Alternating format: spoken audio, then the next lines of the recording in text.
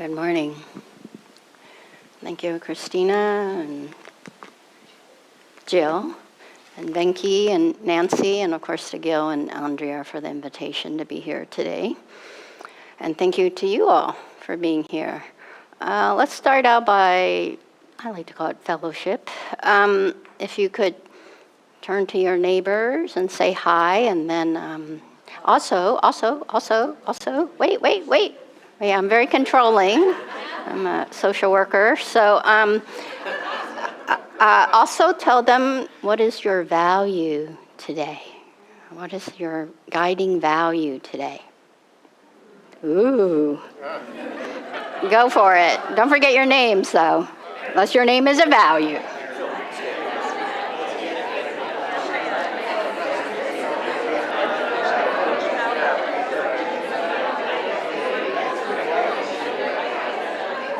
What's your name? Phyllis? And what's your value?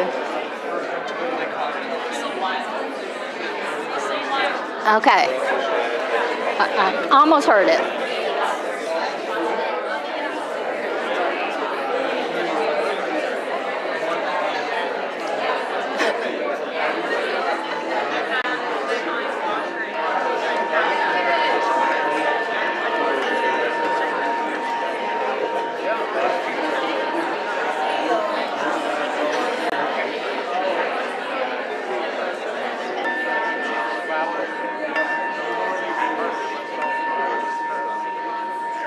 All right.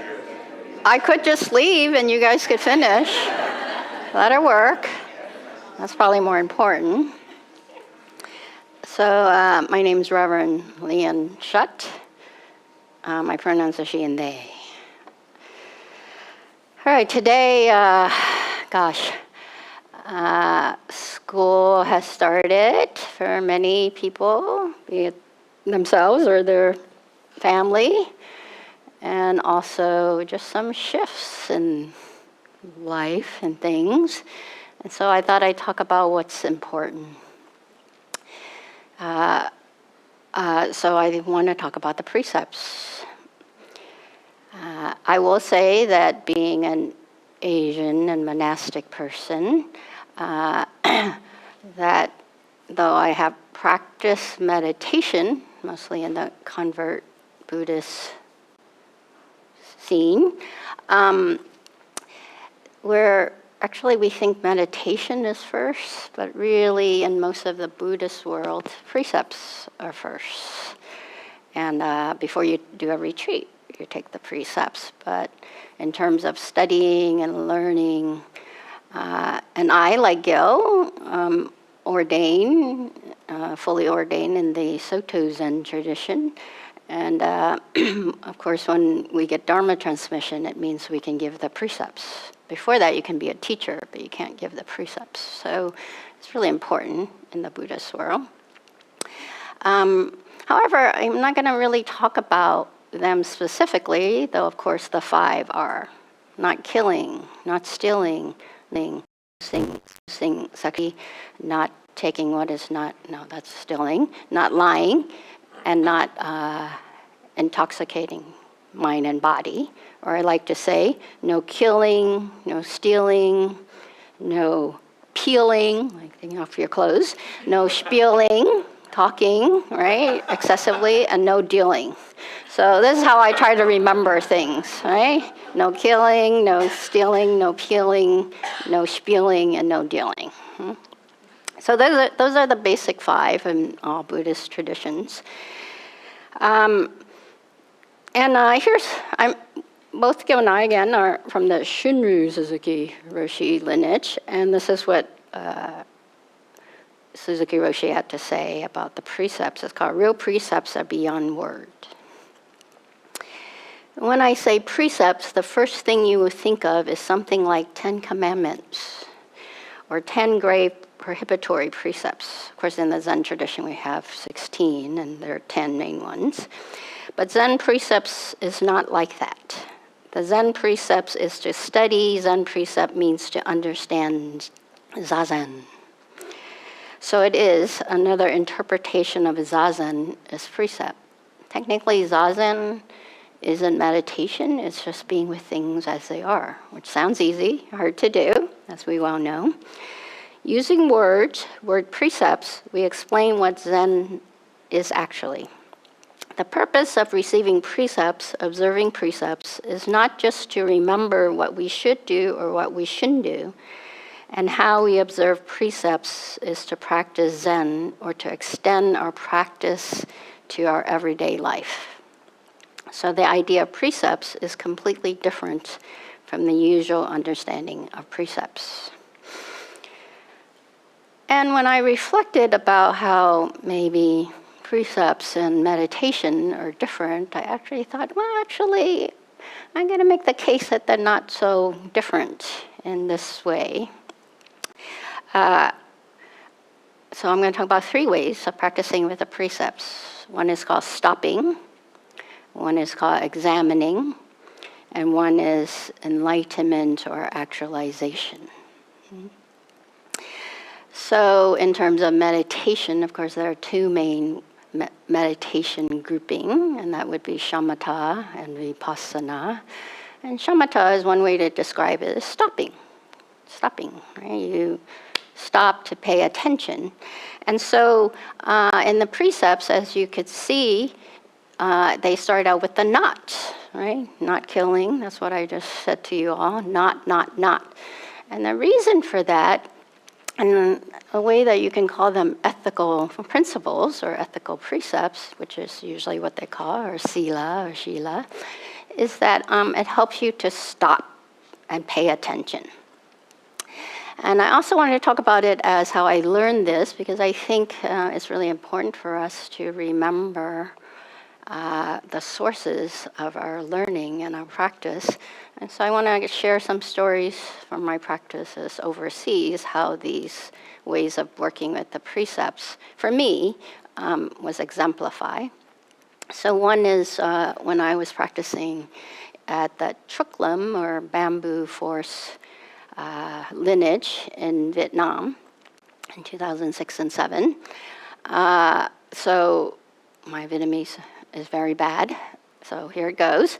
Thich Thanh Tu was when they were young, he and Thich Nhat Hanh practiced together in the Pure Land tradition, and then obviously they went their different ways. And Thich Thanh Tu stayed in Vietnam and became kind of the Zen in Vietnam. And so I was there, and I went for 5 days and stayed for 6 months. And I worked mainly with this one teacher who had the best English in a nunnery. The monks and nuns were separate, as in a lot of Asia.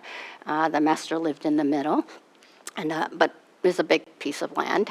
And so in the nunnery, there are between 85 to 100 nuns. And I worked with this one teacher to translate the master's book into English.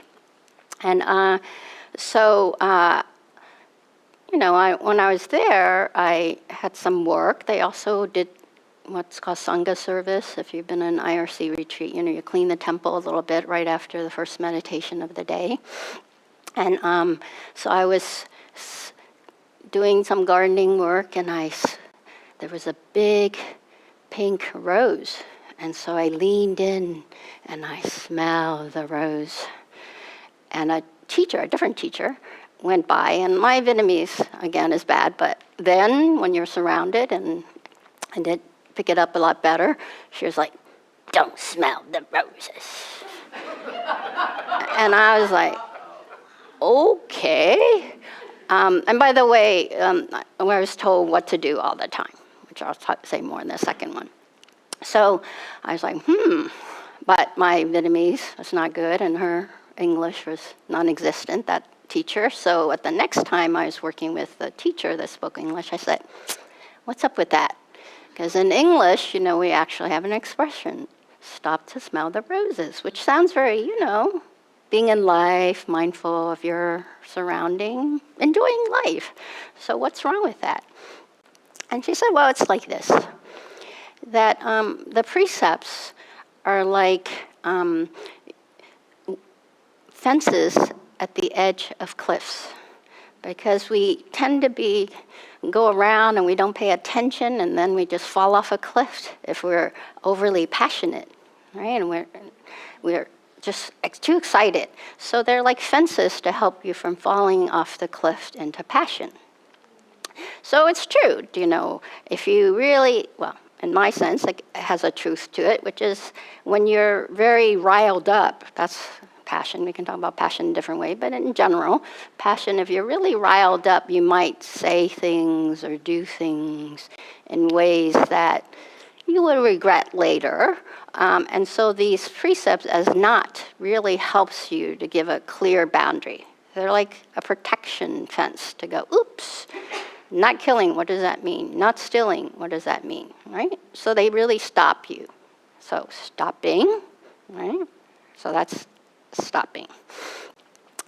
So the second is examining, or you could say vipassana, which is to investigate. Now, vipassana as a meditation practice is much more about investigating. It's actually not just like, that's not really what you're going for in meditation.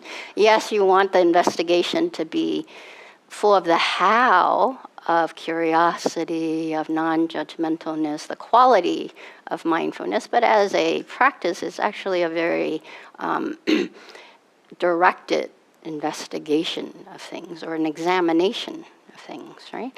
So the second way to practice with the precept is what I would term as like compassionate connection. How is it that we interact? How is it that I take my sense of what are my values? That's another way to understand the precepts. And then what is the way that I enact it in life? What is my awareness of how I do it? Not just my idea of it, or be it that it's my idea or that I've taken in as teachings, right? Ajahn Chah, which of course, Thai forest teacher of many people we know, says, in short, keeping sila, ethical conduct, means watching over yourself, watching over your actions and speech.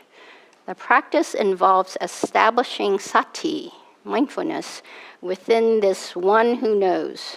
The one who knows is that intention of mind which previously motivated us to kill living beings, steal other people's property, indulge in illicit sex, lie, slander, say foolish and frivolous things, and engage in all kinds of unrestrained behavior.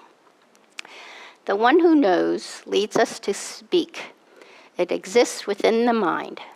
Focus your mindfulness, or sati, that constant recollectedness on this one who knows. Let the knowing look after your practice. Use sati or awareness to keep the mind recollecting in the present moment and maintain mental composure in this way. Make the mind look after itself. Do it well.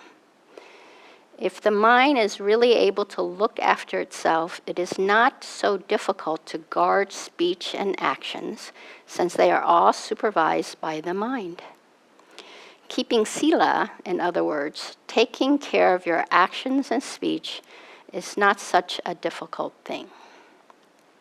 You sustain awareness at every moment and in every posture, whether standing, walking, sitting, or lying down. Before you perform any action, speak, or engage in conversation, establish awareness first. You must have sati, be recollecting, before you do anything. It doesn't matter what you are going to say, you must first be recollecting in the mind. So, mindfulness helps us to examine how we're going to interact with each other, right? Is it from decency or a sense of connectedness? Maybe when I asked y'all to say, what is your value today, right? How are you going to actually do that? If connectedness, say, was your word for your value, are you speaking in a way that's connecting? Are you interacting in a way that's not killing someone's interaction with you, right? So it really is the how, I would say. Now, my practice in Japan, I did go for an Ango or a rain retreat. And as many of you know, in Zen, our forms are very, lots of forms. One may think, right, that it's just too much. It's just a lot of difficultness, And I will say in Japan, if anyone here has been in a Zen center in the United States that's convert Zen, if you think it's hard, try in Japan. Everything is, you're watched all the time, and everything is, actually not just in Japan, but in all monasteries in Asia. It's because you're being trained so that your behavior, the way you carry yourself, so much of the directedness is actually on what's called comportment. How do you carry yourself?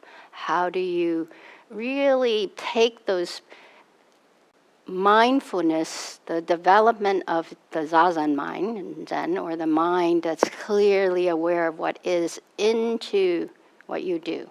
Because as you all well know, right, if I say, okay, time now for cookies or potluck, most of you just get up, maybe not even have any mindfulness about how you do it. Maybe some of you will. But, a lot of us in these transitions, we forget in our actions when things are busy. We forget to pay attention and make sure that we're enacting our values in everything we do. And so that's really important. So comportment and how you carry yourself is really important. I will say, for my experience, in Japan, mostly you're instructed on how to do things, and you don't get a lot of praise for it. And it's just do it, do it, do it. And there's a lot of practice. And yet, part of that culture is just not so much about words. It's really about, again, the sense of relating in a way that we realize that how we hold ourselves and how we interact with each other affect each other.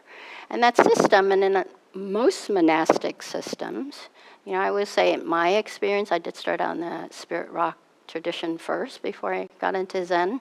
The sense that there's no form and insight is actually not so true in my experience when you go to practice in Thailand, say. Because if you're in any monastery or any practice places, there are forms. When there are monks and nuns, there are forms, and there is hierarchy. And that's, on one level, in the US, we like to think we're all equal, which of course is not true. That's just an ideal we have. And yet, when we are clear about our location, when everyone is aware that location matters, social location matters, then it comes with responsibility, doesn't it?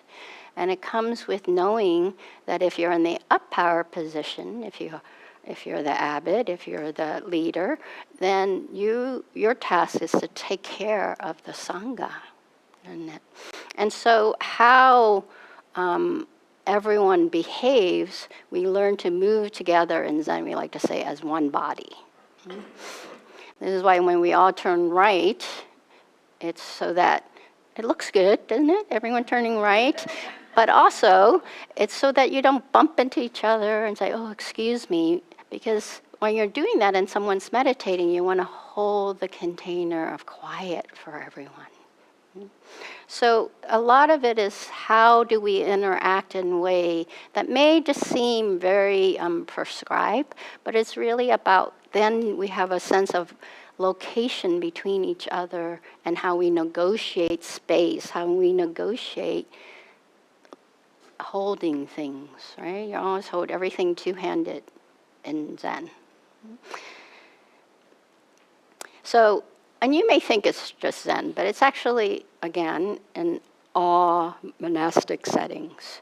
In fact, I can't remember, it was my 1 month or 2 month, but at Spirit Rock, what was his name? Anyway, one of the teachers, Guy Armstrong, I believe, don't quote me, but I'm pretty sure, said that when he went back, for 6 months, not the first time he went to Burma, I think it was where he practiced, he said, oh yeah, so many of the monastic precepts are actually how to tie your robes and how to hold it in a certain way. So a lot of it's just comportment.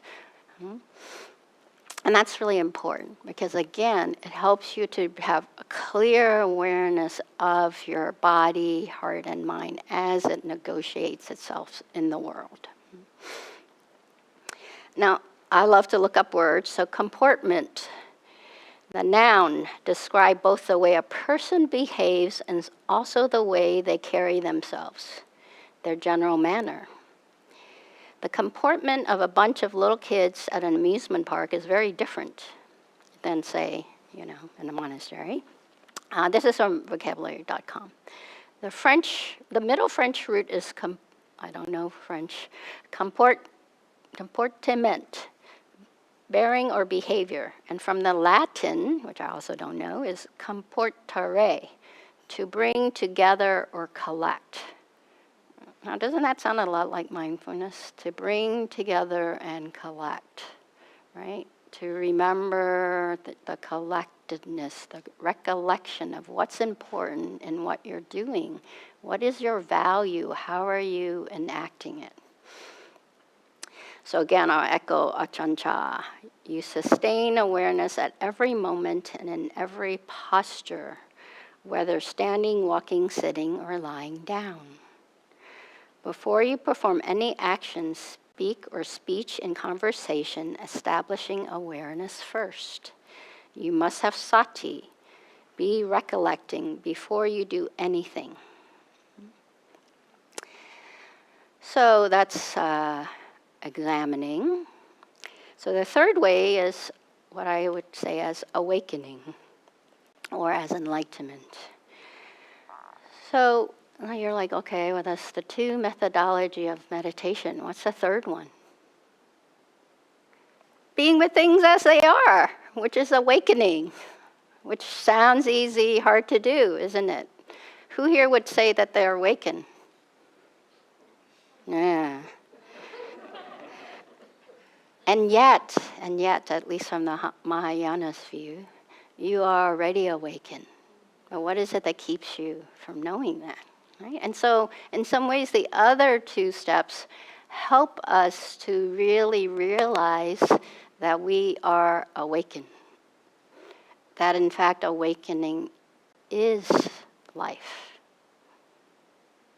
Right? That we wake up to life as it is.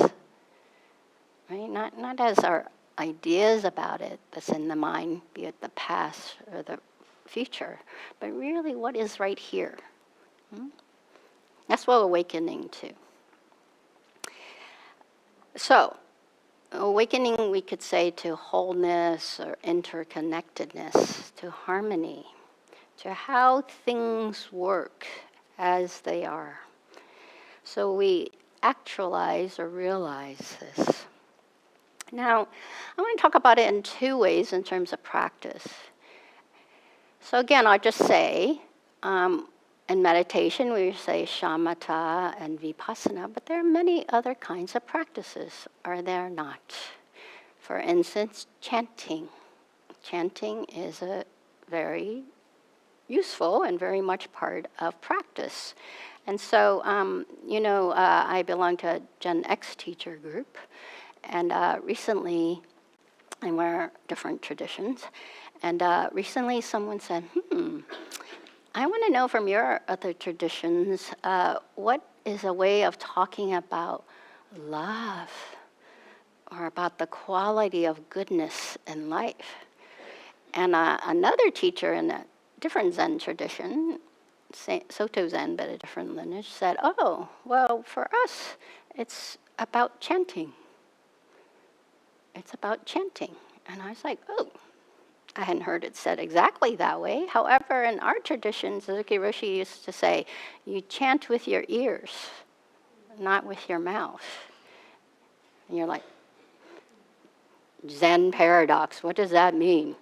It means we chant not, right? We're trying to harmonize with everyone else. We're chanting so that we chant together. We're not chanting to say, hey, I know this. That stuff happens, mind you, but you practice to let that go, let that be, and then you keep on harmonizing. So it's a way in which we can understand awakening as that we are not alone, that we are interconnected, that what each of us does impacts each other, right? We harmonize together. So that's one way, I think, that you can think about awakening and enlightenment. It doesn't have to be just some great thought somewhere, right, or idea somewhere. Now, the other one that I really learned overseas that I will admit took a little bit of work for me, and that is devotion. Probably most of you did not wake up today thinking, oh, devotion is enlightenment. I actually poo-pooed it quite a bit and thought, that's a little bit excessive. When I practiced in Thailand, and I accidentally, I really did, I had, what's the short version? I was doing my 2-month at Spirit Rock, and though I had just ordained in the Zen tradition, but I was like, I need some silence and I need some recovery. So Blanche, my teacher, let me do the 2-month at Spirit Rock. Plus, I always wanted to do the 2 months. And then another monk asked me to go practice with Sekihara in Japan. But at the time, you couldn't get a visa without going through the diploma place, right? Not diploma, diplomatic. And so I thought I'd go to Thailand. Oh, and I wanted to go back to Vietnam because the first time I went, I moved back and it didn't work out. So I thought this time I'd just go, as I'm from Vietnam, right? Just go. But I wasn't sure I could get a visa, so I thought, I better stop in Thailand to make sure I could get a visa, right? And also I thought, hey, that's where the insight stuff is. So I heard about this one monk who spoke English, and turned out he was an arahat. Lumpu Bunyalit is his name. He was 92 at the time. And I met him at a monastery and practiced with him. And then on the right, I also met some German nuns and lay people. And we were in a van on the way back to Thailand, or Bangkok. And they stopped to drop him off because it was the rain retreat, so he had a benefactor that had a place for him. And all the nuns were like, ooh, we want to see your place. Can we come in and see your place? And so we all got out the van and went in to see his place. And then he had a sala. Do you guys know what a sala is?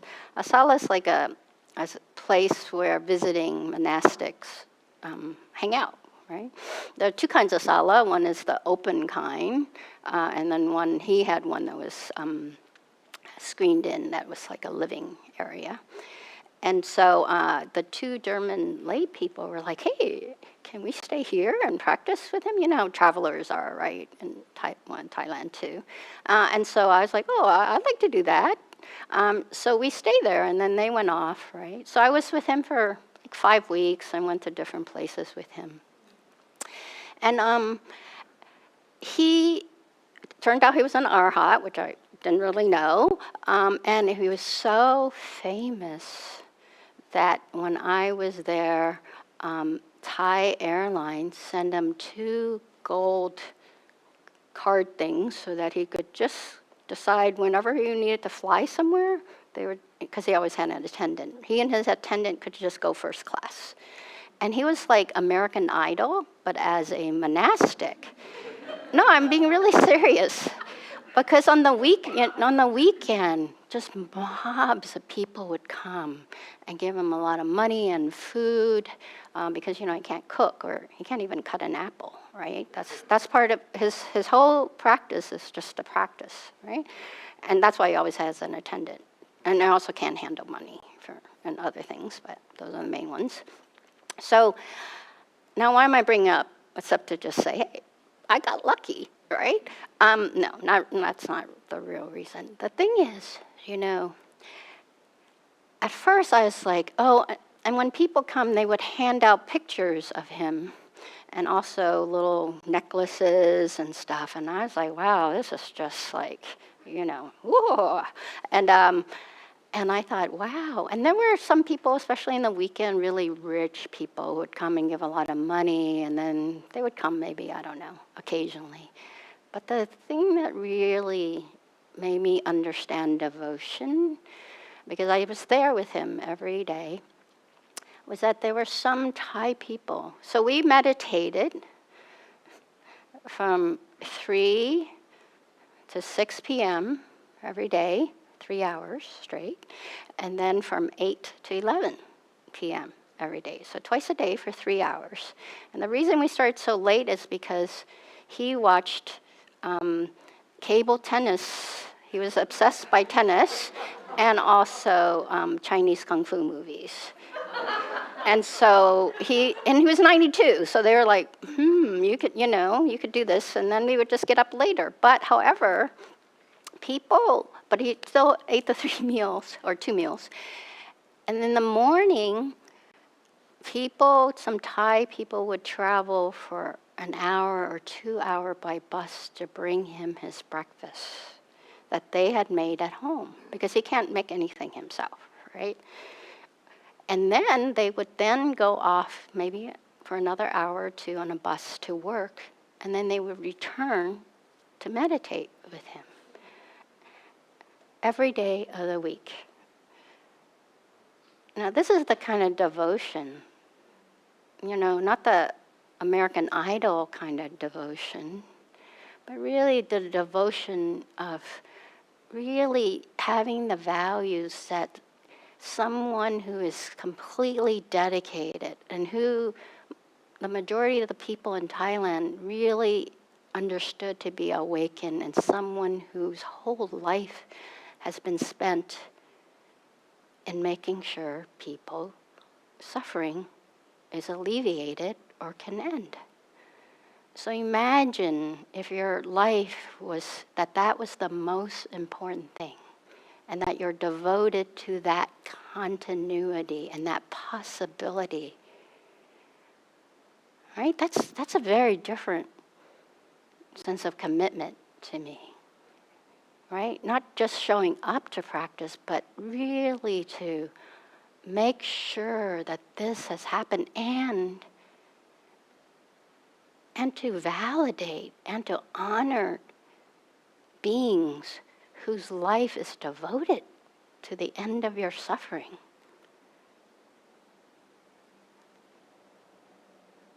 That's huge. Imagine if the United States was devoted to the end of suffering. Imagine if most of the world was devoted to the end of suffering. Right? To not just the values of it as I won't lie, I won't, like a self-practice, but also an interaction practice, and then to uphold it in a way that's much more than just about the self or the interpersonal, but as a system, as a cultural system.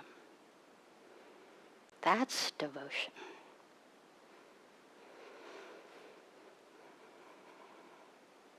What if that's your devotion?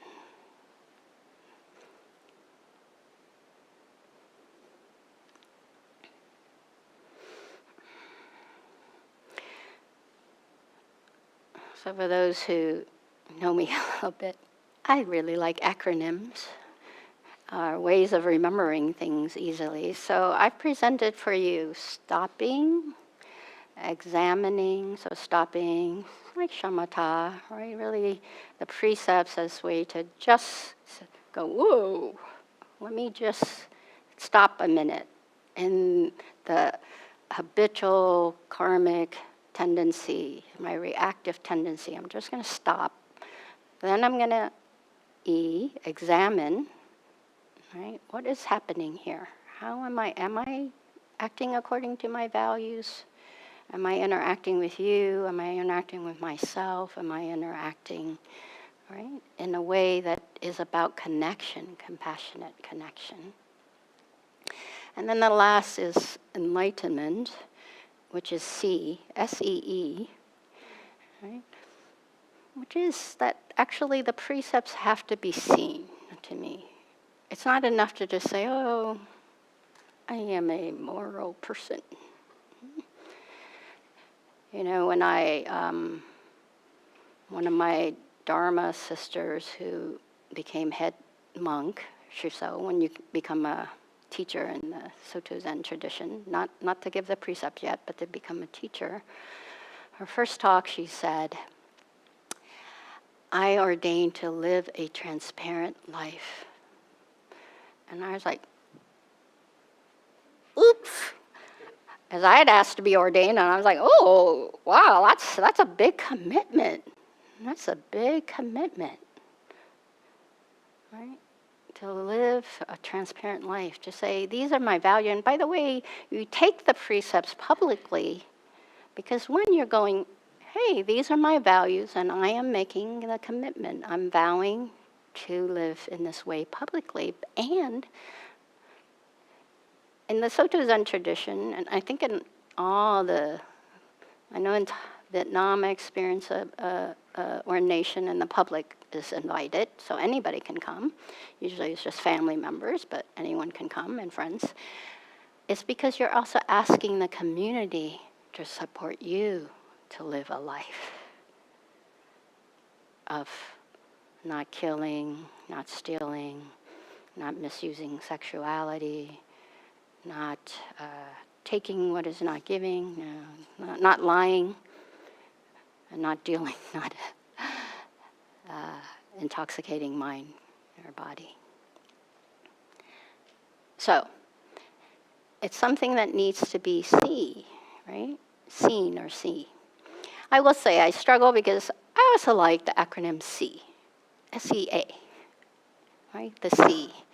And the reason for that, and that's why I put enlightenment and awakening, or awareness, you could say, is because I think that last aspect of practice is to realize that we're actually held in a vastness. The sea or the ocean gives us a sense of vastness, that there's something here that's holding, that connects us all, that really supports us, right? To live a life that's awakened. And in fact, it's always present. And how is it that we practice to know that?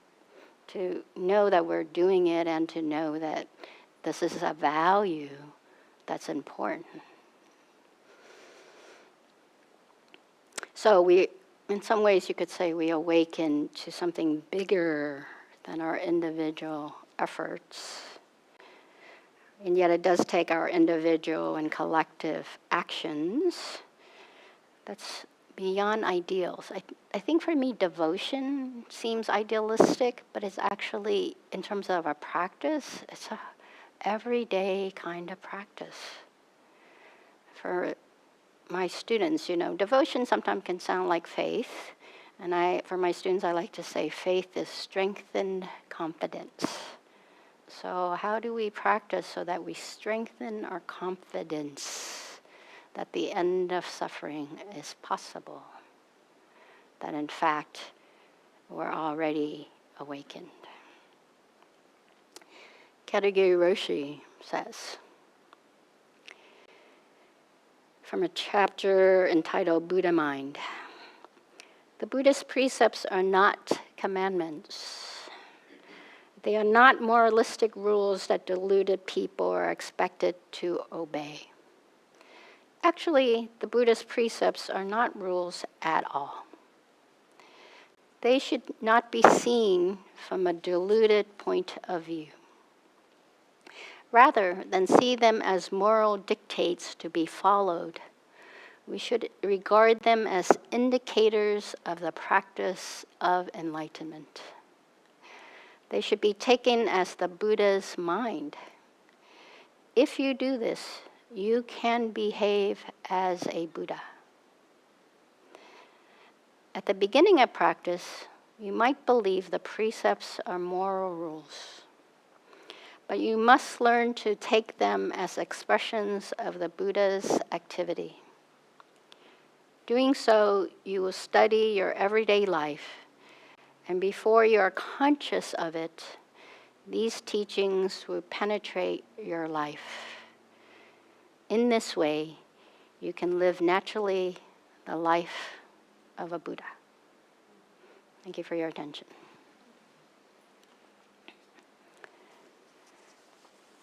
All right, we have a minute or so if anybody has any questions.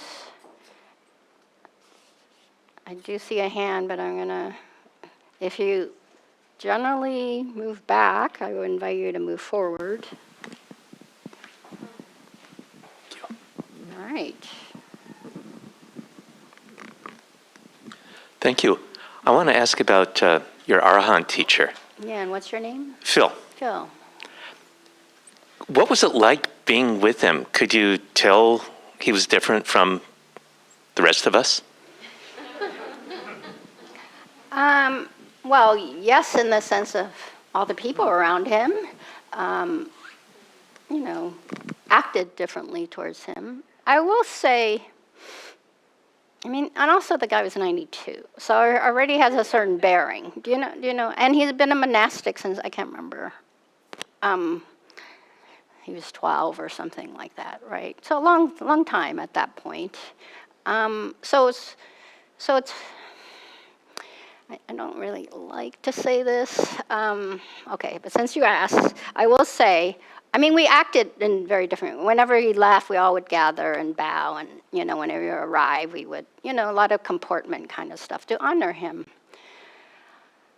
And he did speak mostly in Thai, so most of the time I didn't really understand what he was saying, but the feeling is different. And then one time, as he was getting ready to leave to go do a blessing somewhere, and we were all gathered to send him off. And he made eye contact. Not that he didn't make eye contact with me before, mind you, but he did make eye contact with me. And I will tell you, I felt completely seen, but there was no me. I don't know how to say it any other way. And I can't tell you anything else, except for we connected, and there was no me, and there was no him. And that's all I can say. I don't know. Maybe I make things up. I have no idea. But yes, I would say that. He and Seke Harada Roshi and the nun I practiced with in Vietnam, I find them all to be enlightened people in different ways of expression. Yeah.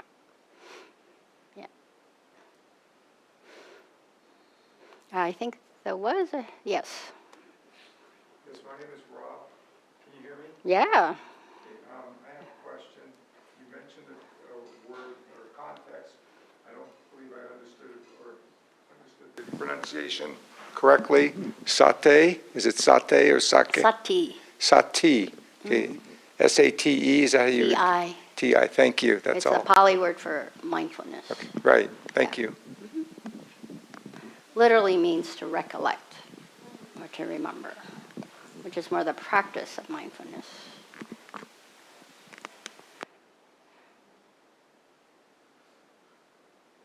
All right, anyone else? Okay, time for food. Thank you very much. Have a beautiful day.